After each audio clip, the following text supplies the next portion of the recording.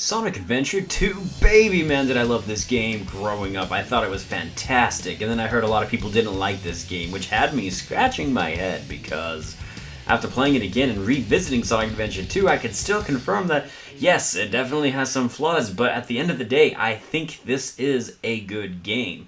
Maybe they're just referencing these stupid Tails and Dr. Eggman levels, which, by the way, Dr. Eggman is a joke. It's Dr. Robotnik, people. Let's just keep it real here, but yes, the Tails and Dr. Robotnik levels suck, but other than that, I really do enjoy this game. I think it's just fun, solid, a very good time. But having replayed this game, I discovered some things that I wasn't quite prepared for. For example, I was not prepared for Amy's casual racism. You mean that black hedgehog? Or the fact that everybody has a very, very disturbing amount of dendrophilia in this game.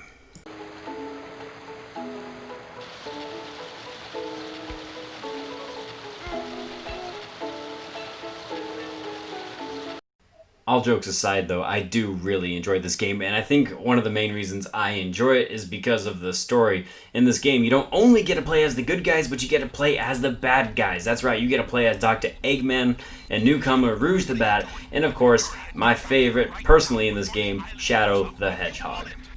Basically in this game, everybody thinks Sonic is Shadow because they don't see color. Like I said, there's only Amy has the casual racism going on here.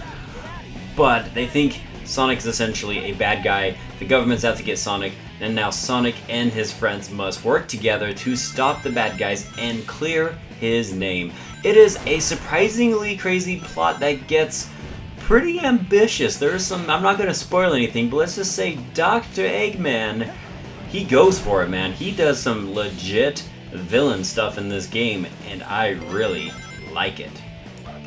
And then you cannot possibly deny that the Sonic and Shadow levels are by far the best, and they are just really well put together. Sure, there's some little minor hiccups and spots where you can get stuck in your character, but as far as 3D platformers go for the Dreamcast and GameCube era, Sonic Adventure 2 brings it, especially with the Sonic and Shadow levels, and I actually personally even enjoyed the Knuckles and Rouge levels too. Now, I know those aren't everybody's cup of tea, and if you don't like those, hey, I'm not going to knock you for it.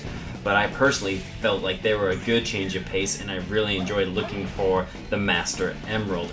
Plus, not to mention that you cannot deny, especially on the Knuckles levels, that the soundtrack and his songs are just fantastic. As a matter of fact, the soundtrack for this entire game is amazing.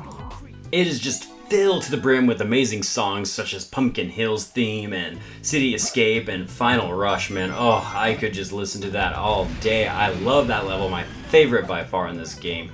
There is a lot to love here. I found the voice acting, for example, to be good. Now, their lip syncs in this game it clearly shows that this game was made way back in the day. It looks awful.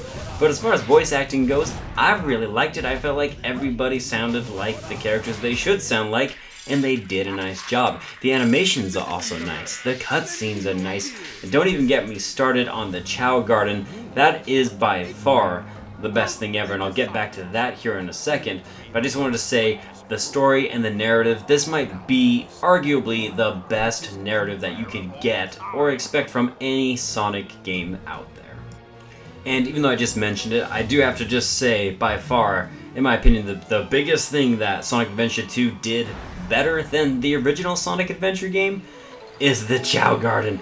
There is something so satisfying about taking the time to raise your adorable Chow baby, only to have them beat the living you-know-what out of the other Chows in this world. That's right, Chow Karate is where it is at, and it is just so satisfying to watch your Chow baby kick another Chow baby in the face. Can I get an amen? The Chow Garden is awesome. It is a great extra thing that you can do in this game. You don't have to if you don't want to, and that's what makes it so fun, but it's great. I loved everything about it. I loved raising them. I loved making them have more adorable, cute Chow babies, which I can then use to beat the living you-know-what out of other people's Chow babies in this game.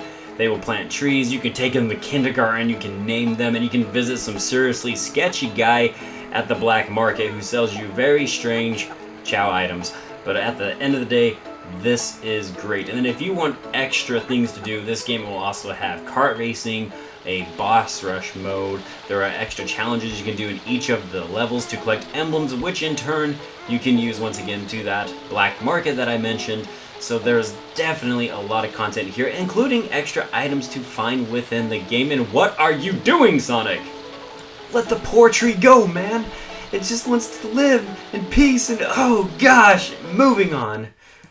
But I like it, man. I like that all of these levels, in my opinion, have a very interesting and very unique feeling to each one of them. Not all of them are going to mesh well, and not all of them are well designed. There are some, especially from Rouge's side, that I can see being not that fun, and they're not, in my opinion. But for the most part, I found most of the levels to be enjoyable, other than Tails and Dr. Robotnik. The levels suck. You can just skip them. Just kidding, you can't skip them. You have to play them. It sucks to be you. But outside of their levels, I found this game to be enjoyable. From its story, to its soundtrack, to the graphics, to the art style, to the extracurricular activities that you can do in this game. At the end of the day, I think Sonic Adventure 2 really is a very solid experience. There are hiccups, and it definitely hasn't aged well in some sections, but I feel like it's wonderful. Which is why I am going to give Sonic Adventure 2 for my letter score a B+. It's awesome. I'm not even going to apologize for it. Yeah, maybe I am giving it a slightly higher grade. Maybe it probably does deserve a B, but I'm giving it a B+ because at the end of the day, Sonic Adventure 2 is a ton of fun, and if you are a big Sonic fan like I am, you are probably going to love this game. And that, my friends, concludes this Overrated review, and I just wanted to say thank you so much for taking the time to watch this. I hope you enjoyed it. I know I certainly did. You can like and subscribe if you want, and if not, that's okay. I don't really care. But all the same, I wish you the best of luck in your life, and I hope you have a great day. I am Bradley Overrated, out like a trout, and I'll see you next time.